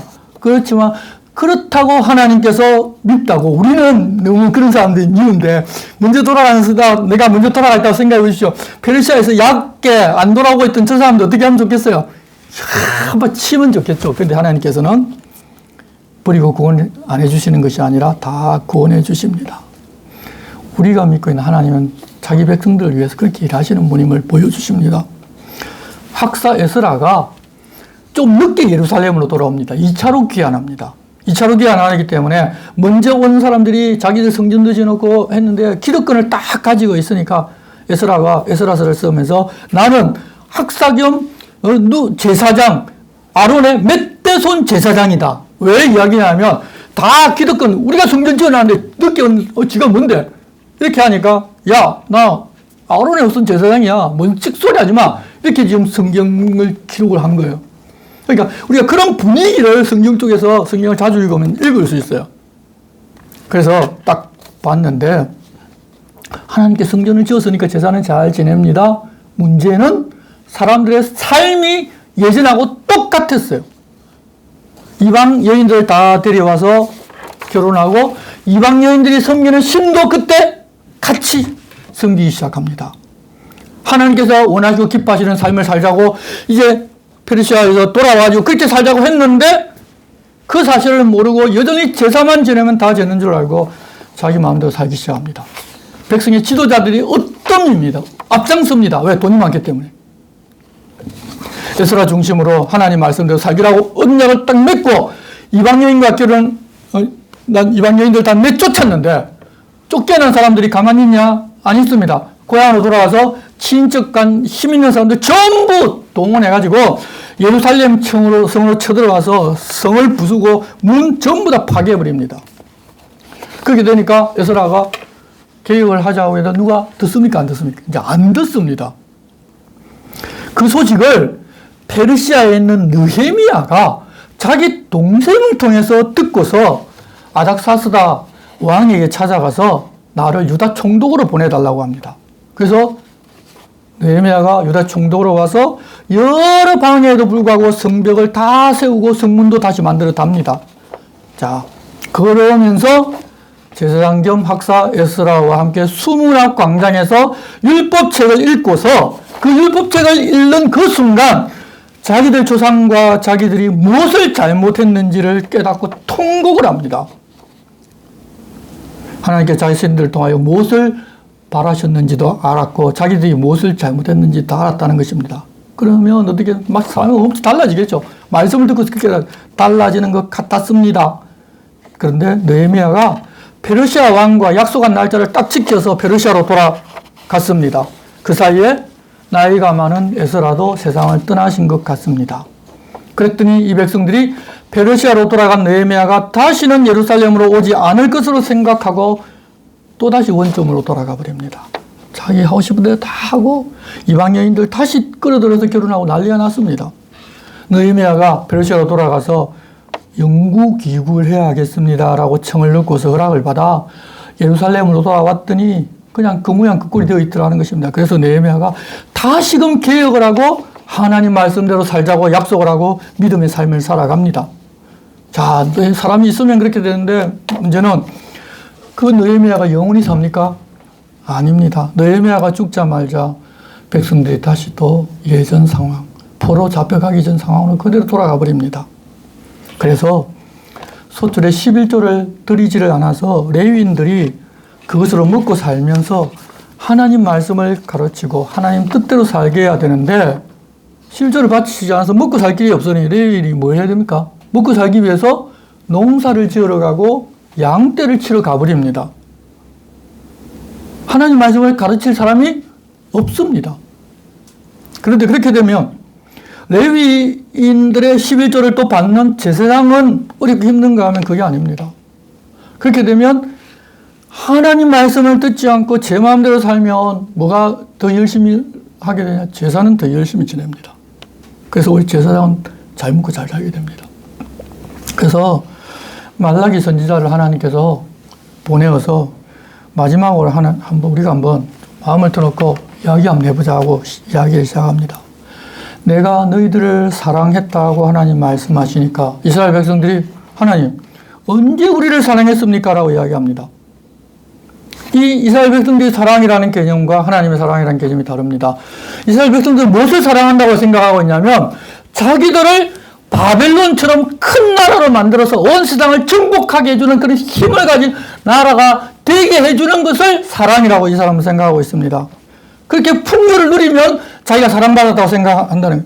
그런데 출애굽하고 지금까지 언제나 다른 나라가 자기들에 쳐들어와서 고생만 했지 언제 우리가 풍요롭게 살아본 적이 있습니까? 라고 해요. 자기들이 왜 그렇게 되었는지는 생각도 안 합니다. 자기들이 불순종 때문에 이 모양 이 꼴이 됐다는 사실은 아무도 깨닫지를 못합니다. 제사장을 비롯해서 백성들 모두가 하나님 말씀을 듣고 순종해서 그 말씀대로 살고자 하는 것이 아니라 형식적인 제사만 드리면 하나님께 드릴 것 다 드렸다고 할 뿐만 아니라 아니 불에 지금 재물을 하나님께 갖다 바치면 그 바로 불태울 뿌릴 건데 좋은 거 갖다 줄 필요 있느냐? 여러분 맞죠? 인간적인 생각을 한번 해보십시오. 맞죠? 바로 제사하지만 바로 불태워 없어지는데 말로 좋은 거 하지 않느냐? 그래서 재는 것, 눕는 것 갖다 바쳐서 그걸로 제사 드리라고. 그때 모습이 말라기서에 나옵니다. 그들 마음에 하나님 없고 그냥 자기들 최고입니다. 그때 하나님께서는 뭐라고 말씀하셨는가 하면 11조를 들여서 레위인이 먹고 살게 하면서 하나님 명하신 말씀대로 한번 살아보라고 하셨습니다. 그러면 하나님이 가만 계시겠느냐는 것입니다. 그래서 말씀하신 목적은 그냥 11조 주면 복 준다는 그 이야기가 아니라 11조를 들여서 레위인들이 율법을 당신들에게 가르치고 하나님 뜻을 가르쳐서 그 말씀대로 살라는 것입니다. 11조 됐다고 할 일 다 했다고 자기 뜻대로 살아야 된다는 그런 이야기 아닙니다. 하나님 약속을 반드시 지키시는데 너희들은 하나님과 약속을 안 지키면서 하나님께 자꾸 복을 달라고 그렇게 하나님을 대적하느냐고 하자. 그래서 끝까지 말대꾸 하면서 언제 하나님을 대적했습니까? 라고 하면서 한마디도 안 집니다. 말대꾸 하는 것 자체가 하나님 대적하는 건데 절대 안 졌습니다. 이런 사람과 여러분 대화합니다. 말 듣겠습니까? 안 듣습니다. 그래서 대화가 더 이상 진행이 안 됩니다. 허심탄회하게 한번 이야기해보자고 했지만 그러고 됐으니 그 회장을 하나님 박차고 나오실 수밖에 없었습니다. 그것이 바로 구약의 역사입니다. 그래서 말라기가 그렇게 끝이 납니다. 그 후에 400년 동안이 신구약 중간 시기가 있는데 하나님께서 이스라엘이라는 나라에 대해서 공식적으로 개입을 하지를 않으십니다. 선지자를 안 보내시고 그냥 그대로 가만 내버려 두십니다. 왜? 하나님 상관없어요. 우리 마음대로 살아보겠다. 자기를 뜻대로 하겠다니까. 그러니까 하나님이 가만 내버려 두면 이 세상의 방식대로 강한 나라가 이기고 약한 나라는 지는 그 세상 방식대로 한번 살아보라고 내버려 두셨어요. 그때가 어떤 역사적으로 어떤 때냐면 알렉산더 사후에 알렉산더가 인도 원정을 갔다가 갑자기 죽어버립니다. 그때 알렉산더 밑에 있던 네 장군이 각 지역을 분할해서 다스리기 시작합니다. 그런데 이 안티오쿠스 있는 저기 페르시아에 있는 쪽 땅을 너무 아까워가지고 이 그리스 본토 땅을 차지한 그 왕과 이 이집트 땅을 차지한 이 왕조가 서로 연합을 해가지고 이 페르시아 땅, 그 이스라엘 북쪽인 시리아 땅 있는 왕을 쳐서 죽입니다. 그러면 누가 차지해야 되는 문제가 생기는데 문제는 이집트의 톨레미의 부하였던 이 사람이 자기가 공을 많이 세우겠다고 해가지고 그 땅을 그냥 차지해버립니다. 북쪽 땅을. 자, 톨레미는 자기 부하를 시켜서 전쟁을 해서 이겼는데 자기 부하가 그 땅을 차지했어요. 화가 나요, 안 나요? 전쟁해야 되겠죠. 그래서 이집트가 남방왕, 그리고 북쪽에서 톨레미의 부하가 차지한 그 땅이 북방왕. 그래서 다니엘서를 보면 남방왕과 북방왕이 계속해서 싸웁니다. 북방왕은 남방왕 이집트 왕이 자기를 치니까 또 결혼해서 결혼시켜가지고 하려고 해도 여러 가지 막 복잡한 거 있지만 간단하게 보면 남쪽이 올라가서 북쪽으로 전쟁을 하려 할 때 지나가는 땅이 이스라엘 땅. 올라가면서 치고 또 전쟁에서 패해서 내려오면서 또 가만 안 있죠. 중간에 있는 이스라엘 예루살렘 다니면서 뭐예요? 약탈당하죠. 또 북쪽에서 내려올 때 약탈하고 북쪽에서 내려와서 또 돌아갈 때 약탈하고 그 중간에 있던 나라가 이스라엘 유다 땅이에요. 그러니까 뭐만 가지고 있으면 어떻게 됩니까? 망합니다. 다 빼앗깁니다. 그래서 보물이 있으면 전부 그걸 어디야? 밭에 가져다가 숨깁니다. 근데 숨기는데 아무도 모르게 숨깁니다. 왜? 자기 아들한테 이야기해주면 오버가면서 아들한테 물어봐가지고 말 안 하면 어떻게 됩니까? 고문해가 죽일 거 아니에요. 그러니까 아들도 모르게 숨겨버립니다. 그 보물이 나중에 예수님 시대 때까지 있었습니다. 그래서 예수님이 뭐라고 말씀하죠? 밭을 갈다가 보물을 발견했어요. 그 보물이 누구 거예요? 현재 밭의 주인 거예요. 그런 법이니까. 그래서 어떻게 해야 됩니까? 보물을 밭에 소작하다가 있는 걸 발견하면 자기 재산 전부 다 팔아가지고 어떻게 해야 돼요? 그 땅을 자기 땅으로 사면 그 보물이 누구 겁니까? 자기 거예요. 그걸 예수님 비유하셨어요. 그러니까 그 모든 비유라든 이런 것들이 역사와 관련이 있어서 그 역사의 내용을 알면 그 다 알 수 있는데 아니 저 재산 전부를 팔아서 보화를 사라. 이게 뭔 이야기예요? 그만큼 자기 재산과는 비교가 안 되는 보화가 있다는 거죠. 그리고 예수님이 바로 내 재산 전부와 비교가 안 되는 보화라는 사실을 그 비유에서 말씀해 주셨는데 사람들은 그 배경을 잘 모르기 때문에 그런 말 들어도 그런가 보다 라고 넘어가지 그게 얼마나 깊은 뜻으로 비유하셨는지를 다들 모릅니다. 그래서 이 신구약 중간사라는 또 책이 있어요. 그 책을 보면 그때 과정이 다 나옵니다. 하나님, 우리가 하나님의 자녀이기 때문에 하나님 없이 한번 살아보고 싶습니다. 계속 그렇게 하다 보면 그래 한번 살아봐. 딱 내버려 두십니다. 그러면 세상의 약육강식의 법에 따라서 우리가 살아갑니다. 잘 살 수 있을 것 같은데 막 처음에 승승장구하는 것 같은데 막판 되면 어떻게 되죠? 꼬라박죠. 그러고 나서 겨우 이제 하나님 잘못했습니다 돌아가는 그런 삶을 우리가 사는 분들이 많습니다. 그렇게 해서 신약으로 이어집니다. 다음 주에 이제 신약으로 이어집니다. 출애굽기 13장, 19장 말씀이 굉장히 중요한데요. 19장이 이제 선민으로 삼는 내용들이 나옵니다. 19장 4절 보면 내가 애굽 사람으로 어떻게 행하였음과 내가 어떻게 독수리 날개로 너희를 업어 내게로 인도하였음을 너희가 보았느니라.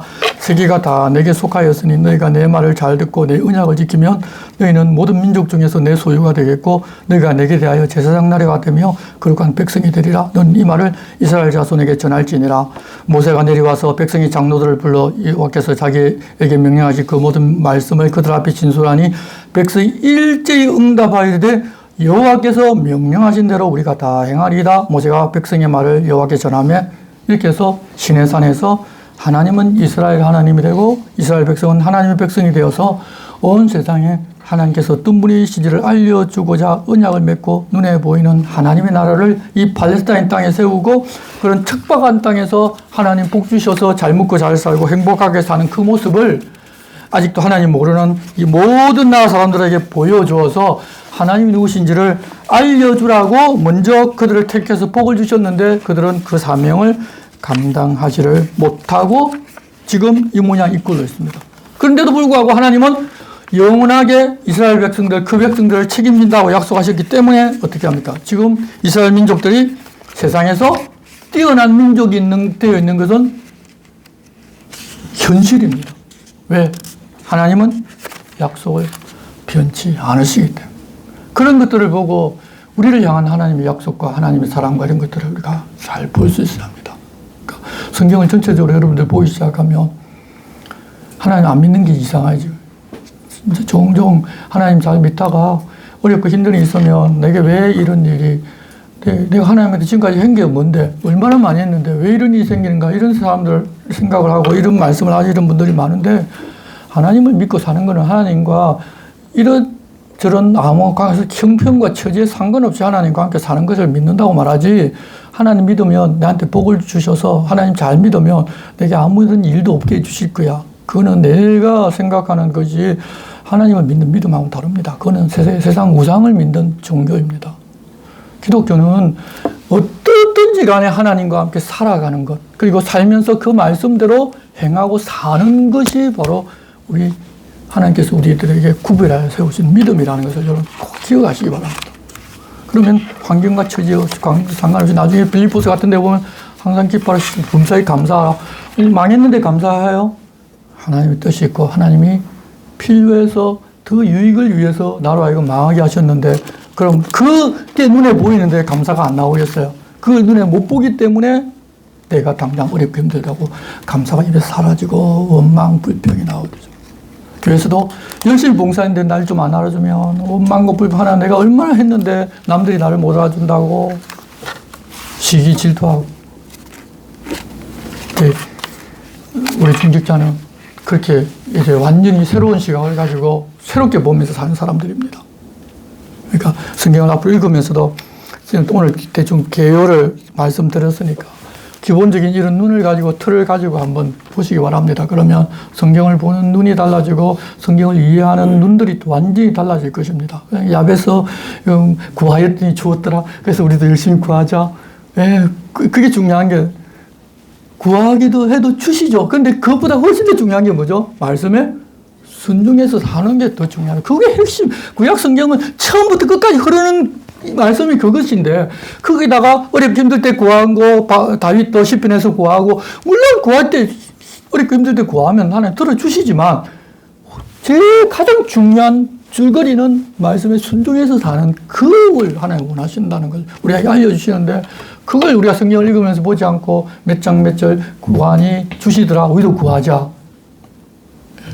그러니까 자꾸 기독교를 피상적인 내용만 보고서 신앙생활 할 때가 많습니다.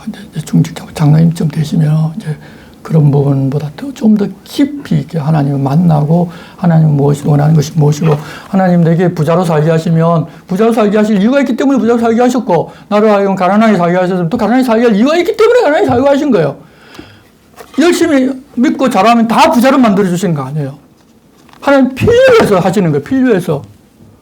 근데 그걸 못 믿으니까 누구는 저도 어느 교회 가니까 3년 동안 우리 교회에서 열심히 봉사했는데 집 못 산 사람이 없다고 어느 사모가 와서 막 설교하는데 보는데 깜짝 자빠질 뻔했어요.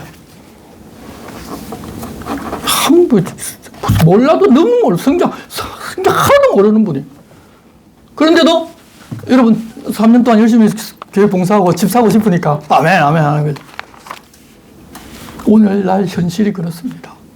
그러니까 그렇게 현실이 되어 있으니까 정통이라는 기독교에서의 말씀이 흔들리니까 이단들이 나와서 설치고, 이단들이 오히려 더 훨씬 열심으로 일하고, 이단들이 너무 많냐. 우리 정통이라는 사람들 열심히 하나도 없는데 이단들은 자기 재산 다 갖다 바치면서 열심히 하잖아요. 우리도 어떤 때 보면 열심히 비하면 우리는 아무것도 아닌 거예요. 그럼 저렇게 열심히 하는 거 보니까 저 사람들이 진짜 진리를 가지고 있네? 이런 생각이 언뜻 들기도 해요. 근데 진리하고 열심은 상관없어요. 전혀 상관없어요. 복음을 정확하게 알고, 하나님이 누구신지를 정확하게 알고, 하나님 말씀이 무엇인지를 정확하게 알고, 그 말씀대로 살아나가는 것이 바로 진리를 붙잡고 사는 사람들입니다. 그게 필요합니다.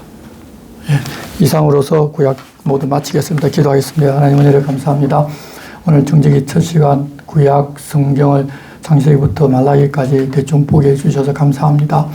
구약을 아는 눈을 열어주시고, 구약에서 이스라엘 백성들을 통해서 하나님께서 말씀하시고자 하는 것이 무엇인지를 깨달을 수 있도록 우리의 눈도 열어주시고 우리의 마음도 열어주시고 우리의 귀도 열어주시옵소서. 그리하여 말씀을 듣고 볼 때 하나님의 음성을 들을 수 있게 해주시고 하나님 마음도 알게 해주셔서 이 땅에 살면서 그리스도인으로서 하나님을 기쁘시게 하나님 내게 맡긴 사명이 무엇인지를 분별하여 그 사명을 감당하며 사는 저희들 될 수 있도록 도와주시옵소서. 예수님의 이름으로 기도드리옵나이다. 아멘. 네, 수고하셨습니다. 다음 주 어떻게 할까요? 6시 한 45분쯤 여러분 오실 수 있어요? 아니 45분부터. 오늘은 너무 5시 몇 분부터 오시면 제가 5시 몇 분부터 기다려야 되고, 왜냐하면 5시에 사무장님 퇴근하시면 이제 제가 기다려야 되는데, 어떻게 한 6시 45분쯤 문 열면 될까요? 네. 그래야지 저도 저녁을 먹으니까. 그렇죠. 네. 그래서 한 45분쯤 문을 열 테니까 그걸 알고 계시고, 혹시 일찍 오시더라도 문 앞에 기다리시든지, 없어도 그렇게 알고 계시기 바랍니다. 다음 주 간식 누가 하실 거예요? 이야기 제가 자리 비워드릴까요? 어떻게 할까요?